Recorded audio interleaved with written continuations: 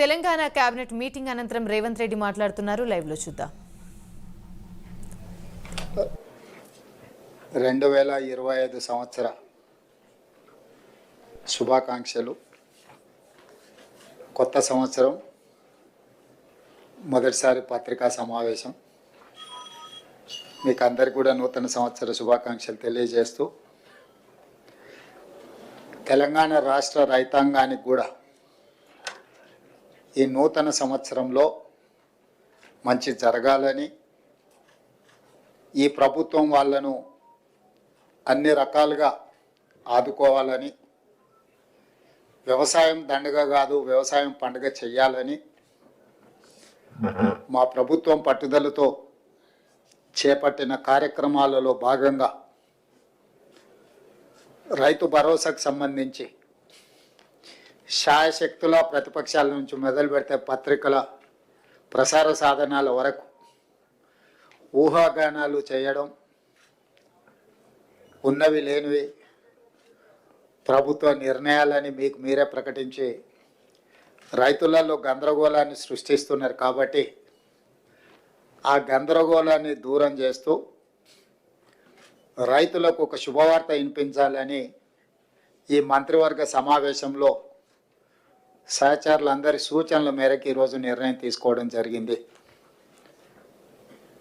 రైతు భరోసా కార్యక్రమంలో భాగంగా వ్యవసాయ యోగ్యమైన భూములన్నింటికి రైతు భరోసా పథకం కింద నిధులను ఇవ్వడం జరుగుతుంది. గత ప్రభుత్వం రైతు బంధు పథకంలో భాగంగా సంవత్సరానికి 10,000 ఇస్తే, మా ప్రభుత్వం ప్రజాపాలనలో రైతులందరికీ సంవత్సరానికి 12,000 రూపాయలు ఇవ్వాలని నిర్ణయం తీసుకున్నది.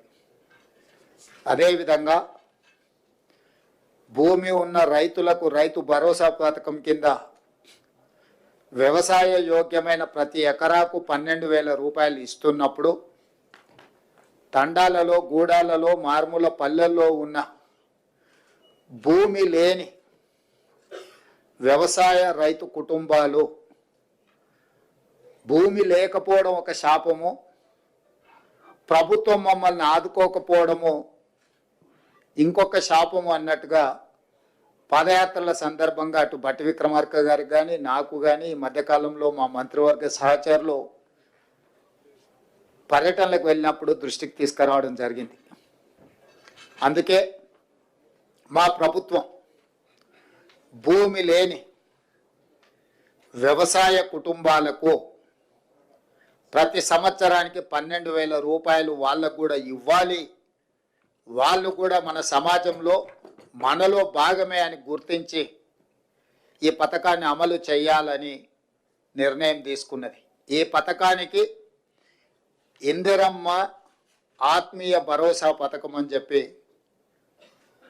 నామకరణం చేయడం జరిగింది.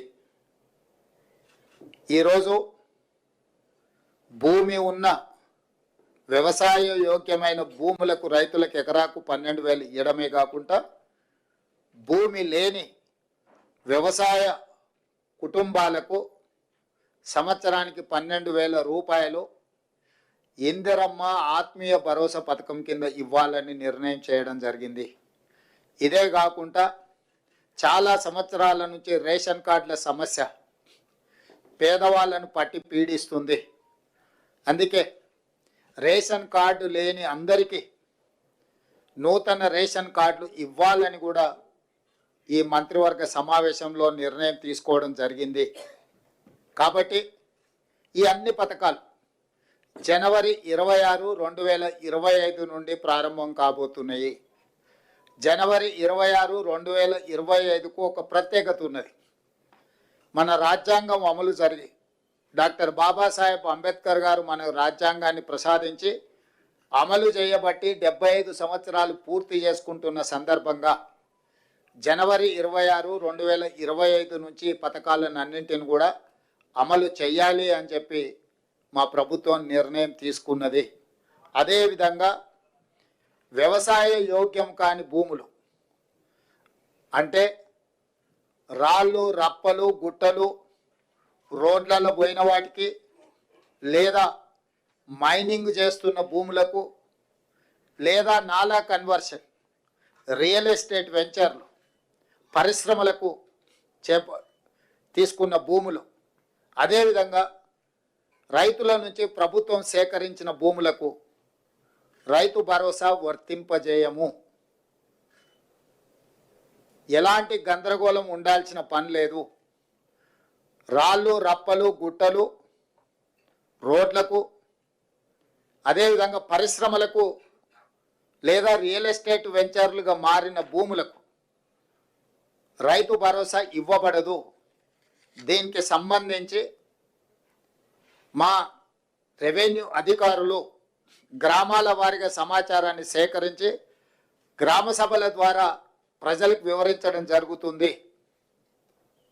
కాబట్టి ఈరోజు ఎవరైనా పరిశ్రమలుగా మారిన భూములు కానీ రియల్ ఎస్టేట్ వెంచర్లు జరిగిన భూములు కానీ ప్రభుత్వం సేకరించిన భూములు ఆల్రెడీ ప్రజల నుంచి ప్రభుత్వం సేకరించిన భూములు ఉన్నాయి.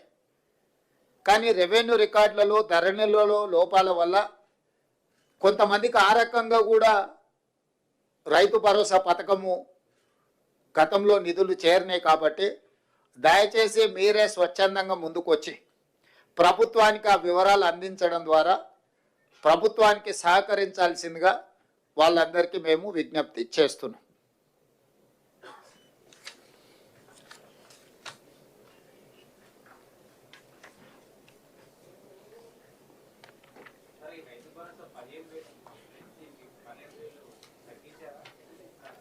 పెంచినాం, 10,000 నుంచి 12,000కి పెంచినాం. ఇప్పుడు వెసులుబాటును ఆర్థిక పరిస్థితులు మనకున్న వెసులుబాటును బట్టి 10,000 నుంచి 12,000 రూపాయలకు పెంచుకోవడం జరిగింది. అదేవిధంగా భూమి లేని వ్యవసాయ కుటుంబాలకు కూడా 12,000 రూపాయలు ఇవ్వాలని నిర్ణయించుకోవడం జరిగింది. ప్రభుత్వానికి ఉన్న ఆదాయ వనరులను ప్రభుత్వం ఆదాయం పెంచడం, పేదలకు పంచడం మా ప్రభుత్వం యొక్క విధానం. ఎంత వెసులుబాటు ఉంటే అంత వెసులుబాటుతోటి రైతులకు మేలు చెయ్యాలన్నదే మా ఆలోచన. దాంట్లో భాగంగానే గత ప్రభుత్వం 10,000 రూపాయలు మాత్రమే ఇస్తే మా ప్రభుత్వం 12,000 రూపాయలను ఇవ్వడం జరిగింది.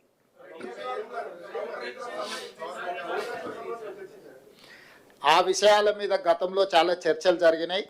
ఇప్పుడు ఎందుకు అని అంటే జనవరి 26 నుంచి అమలు చేయాలి. కాబట్టి ఇప్పుడు ఉన్న సమాచారం మేరకు అధికారుల దగ్గర ప్రభుత్వం దగ్గర ఉన్న సమాచారం మేరకు రైతు భరోసా పథకము రైతు ఇందిరమ్మ ఆత్మీయ భరోసా పథకాన్ని అమలు చేయాలని ఈ మంత్రివర్గం నిర్ణయం తీసుకున్నది.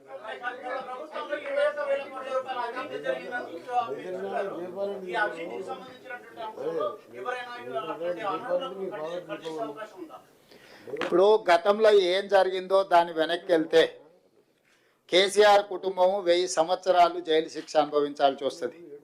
కాబట్టి వాటికంటే భవిష్యత్తులో తప్పిదాలు జరగకుండా నిజమైన రైతులకు మేలు చేయాలన్నదే మా ప్రభుత్వం యొక్క విధానము.